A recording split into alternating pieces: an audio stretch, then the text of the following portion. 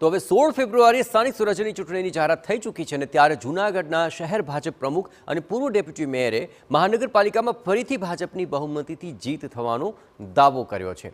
ભાજપની બોડીએ જૂનાગઢ માટે સારા કામ કર્યા છે, તેથી ગત વખતની જેમ આ વખતે પણ ભાજપ સારું પ્રદર્શન કરશે તેવો વિશ્વાસ વ્યક્ત કર્યો। ગઈ વખતે 60માંથી 54 સીટ સાથે ભારતીય જનતા પાર્ટીનું કોર્પોરેશનમાં અત્યારે શાસન ચાલી રહ્યું હતું।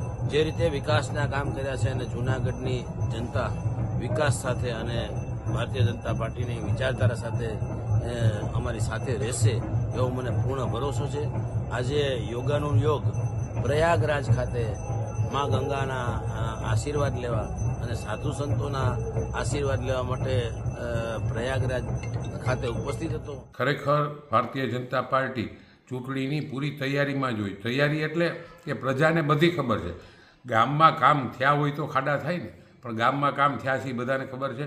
કામ અત્યારે પણ જે ચાલુ છે, હજી પણ અમારા આવ્યા પછી પણ બોડી આવવાની, જે ઓલે વખતે રિઝલ્ટ આવ્યું હતું એવું જ રિઝલ્ટ આવવાનું છે। હરેક મતદાર જાગૃત છે અને ખબર છે કે કેન્દ્ર સરકાર, ગુજરાતની સરકાર ને કોર્પોરેશન જે ત્રણેય એક થઈને કામ કરે છે એનું જ રિઝલ્ટ છે। તો બીજી તરફ જૂનાગઢ શહેર કોંગ્રેસ પ્રમુખે મહાનગરપાલિકામાં 2/3 બેઠક મેળવવાનો દાવો કર્યો છે।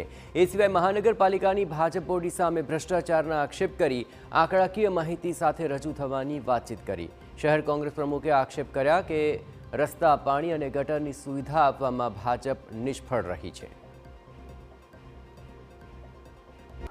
ભ્રષ્ટ તંત્રની સામે આંકડાકીય માહિતી સાથે કોંગ્રેસ મેદાનમાં ઉતરશે।